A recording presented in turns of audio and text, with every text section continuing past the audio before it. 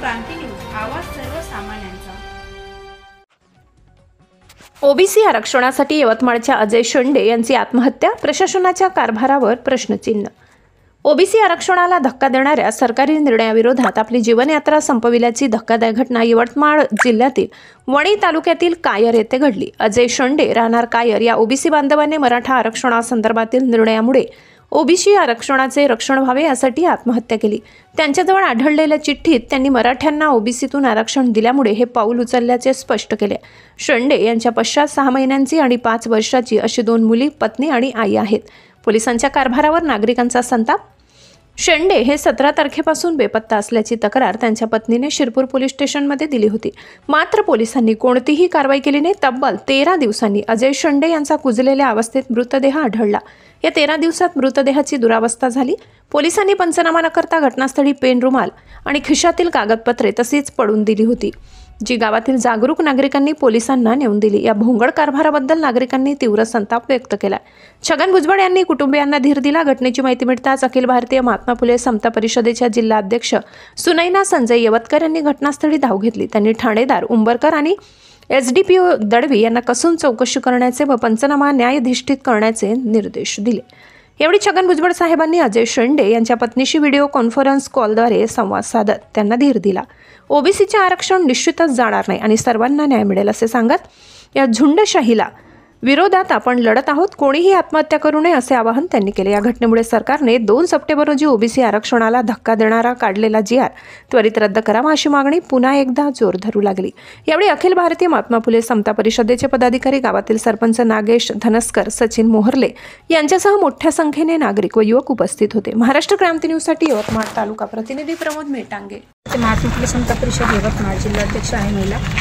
आज आमच्या ओबीसी समाजातील अजय शेंडे नामक आमचा एक बंधू आहे, जो वणी तालुक्यातील कायर या गावचा आहे। त्याची ओबीसी आरक्षणाला धरून आत्महत्या ही झालेली आहे।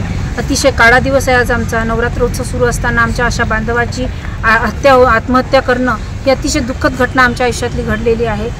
3 वर्षाची मुलगी असताना या आमच्या ओबीसी बांधवाच्या अशा मनावर काय परिणाम झाला की त्याला आत्महत्या करण्याची गरज पडली। आता गेल्या 2 सप्टेंबरला याच महिन्यात शासनाने GR काढला की ओबीसींच्या आरक्षणाला धक्का लागू नये असं शासन म्हणताना त्यांच्या पश्चात 2 तारखेला GR काढला की मराठ्यांना ओबीसीमधून आरक्षण मिळणार आहे। हे आमच्यासाठी तो फार मोठा काळा दिवस होता आणि आज आमच्या अजय भाऊच्या मनावर काय गंभीर परिणाम झाला असेल या घटनेचा, म्हणून त्यांनी आत्महत्या केली असेल।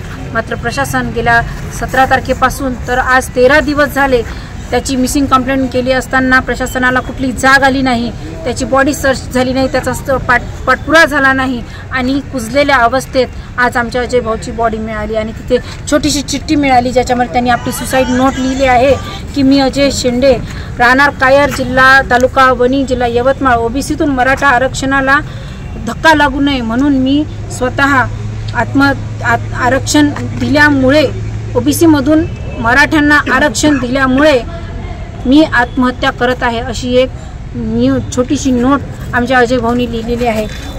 अतिशय गरीब कुटुंबातून आणि संघर्षातून कार्यकर्ता असलेला आमचा अजय भाऊ हा प्रत्येक वेळी संघटनेसाठी सक्रिय होता। मात्र 2 तारखेला जो GR निघाला त्याच्या मनावर काय गंभीर परिणाम झाला असेल। आमच्या सर्व बांधवांना, ओबीसी बांधवांना माझी विनंती आहे की ते अशी कोणती घटना त्यांनी घडू नये।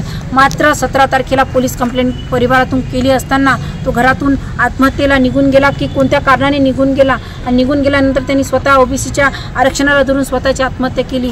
घरच्यांनी सांगितलं तरी पोलीस प्रशासनाने अजूनपर्यंत त्याचा सर्च केला नाही, त्याचं मोबाईल लोकेशन ट्रेस केलं नाही। मात्र त्याची आज 13 दिवसांनी बॉडी कुजलेल्या अवस्थेत सापडली।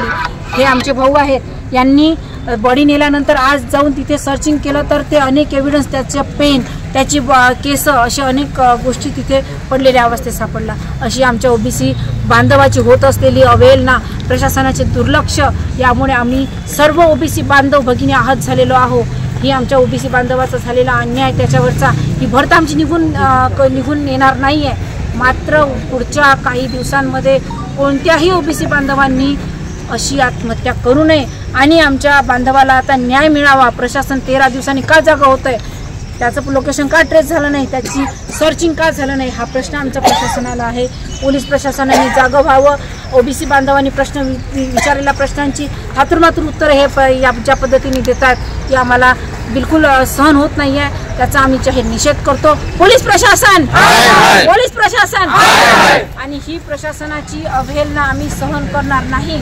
आमच्या बांधवाची आम्ही डेड बॉडी सुद्धा हातात घेणार नाही जोपर्यंत हे प्रशासन जागवत नाही आणि त्याला न्याय देत नाही. आम्ही इथे बसू, धरणे आंदोलन करू. प्रशासनाने आमच्या पूर्ण जनतेच्या हातात लॉ अँड ऑर्डर देऊ नये, अन्यथा महाराष्ट्र पेटल्याशिवाय राहणार नाही. आम्ही इथे आलेलो आहोत आमच्या बांधवाला न्याय मिळण्यासाठी. तो न्याय आम्हाला लवकर मिळावा ही आमची विनंती आहे. आता विनंती करतोय, पेटवायला लावू नये ही आमची प्रशासनाला विनंती.